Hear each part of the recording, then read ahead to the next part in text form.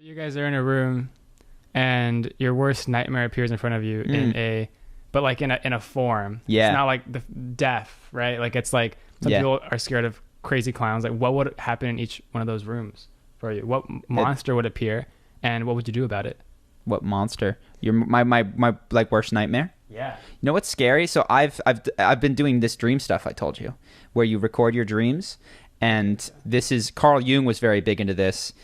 If you pay attention to your dreams and they get weirder as you pay more conscious attention to them, because you actually are not just experiencing random fantasies from the movie you watched the night before. You are diving deeper into layers of your psyche. Mm-hmm. So the most terrifying dream I had probably a couple weeks ago, and I was being on the chase, and it was a fun car chase, but a little bit high anxiety. And then I disappeared, and we're in this basement. We get out of here, and I'm in this room, and it's heaven. It's like what is it? Ceiling clouds is what it looks like, and it's like, I love this place. I remember this place. I don't know what it is, but I love it and I remember it.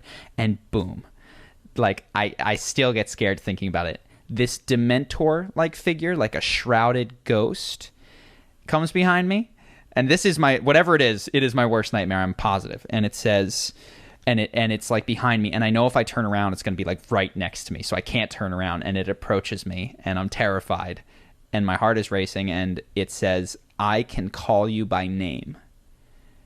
And I am vaguely aware that I'm in a dream right now. And I'm like, please, I don't want to be at odds with you. Like, I want to understand you.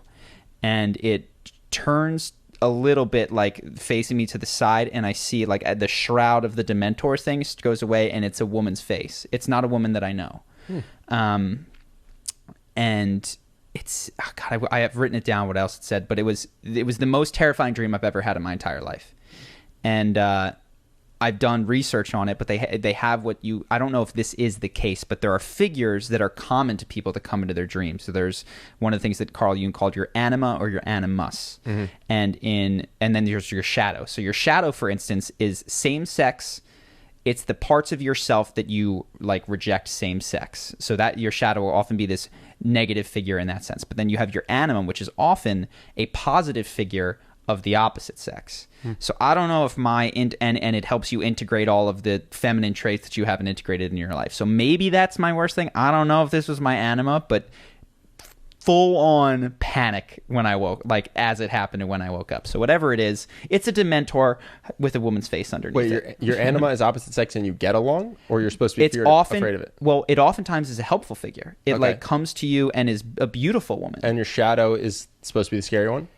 Is often the scary one. It's often same sex. Interesting. Scary. Did you just come out as trans on the podcast?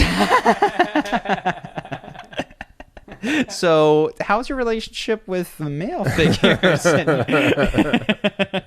So I don't know if it counts. And again, you can, there's hundreds of times that you've had male and female figures, but this was a very impactful, emotional dream. Yeah. I have to get back to writing them down. I think there's a lot to be learned from dream investigation about one's own psyche. It's a cliffhanger. I'd like to know more. Yeah, I'll let you know as we go deeper. How did it end? You just woke up, she's talking to you and then you just woke up? Yeah, I've had a couple of these where I start speaking to parts of myself, and the shit they say is always like terrifyingly cryptic. Like, I can call you by name. It's like, what the Yeah. What do you mean? So you just started the first minutes of dialogue and then woke yourself up scared, basically? Yeah. She'll be back. She'll be back for sure. Well, I haven't written. I've leaned off of that. I was very heavy into meditation. Not very heavy. I was doing my meditation. I was doing my free writing. And recently I've been like, business systems. And I'm so happy to not be dealing with that kind of stuff. Yeah. Business systems. I'm very much in the material world these days. Yep. It's fun. I like it. I'll go back. Yeah. That's the point, right? Exactly. So I'm enjoying not at all uncovering psychic layers. What about you? Mine's been the same for a long time, for years and years. I don't remember when it started, but I have this recurring, it's always different, the details, but basically something will occur and I will murder somebody. Like someone will be attacking someone I love or attacking me, or something will happen, and in self-defense, I will end a life.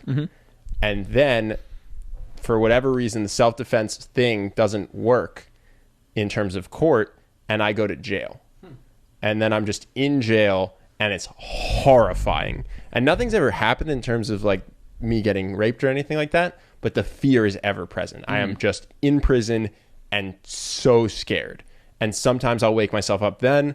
Sometimes I'll escape and I'll be on the run. Like, I think the last one I had, I was on the lam. And then all of a sudden, you're hiding from every camera because you can't, because we live in the internet world and police are out to get you and you're on the run. And it's so terrifying. And there's no winning. I've never had a dream where I escaped prison and then went to the Greek islands and was surrounded by beautiful people. It's just always terror.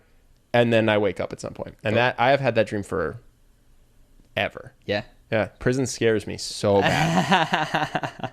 So interesting. Read into that what you will. But. Yeah. Well, you have to. I mean, you let us know if you realize you're in a dream. Talk to the people. Be like, why do you want to put me back in jail? Yeah. And they'll tell you. They'll give you some stuff. Well, I've always been under the impression that might for right is a good thing. So if somebody's trying to hurt you or someone's trying to kill someone you love, that's not a bad thing to murder them. So the fact that that's always a part of it, I don't really understand, except for that that's always the mechanism for me getting into prison. But it's never a theft. It's never any sort of crime besides a murder that seems like it's unavoidable and that you're the good guy in the situation, but then all of a sudden you're in prison. Yeah. And then who do you murder? Terror. Just random bad guys. It's never people I know, really. It's just someone will be, whatever, it's trying to murder someone I love, trying to rape someone I love, trying to murder me, attacking me, and I'm trying to defend myself. It'll be an accident. You know, there's a million ways it plays out, but never someone I know. Got to talk to him. Mostly, I just make sure that I never, ever, ever commit a crime because I'm so scared of prison. No jail, please.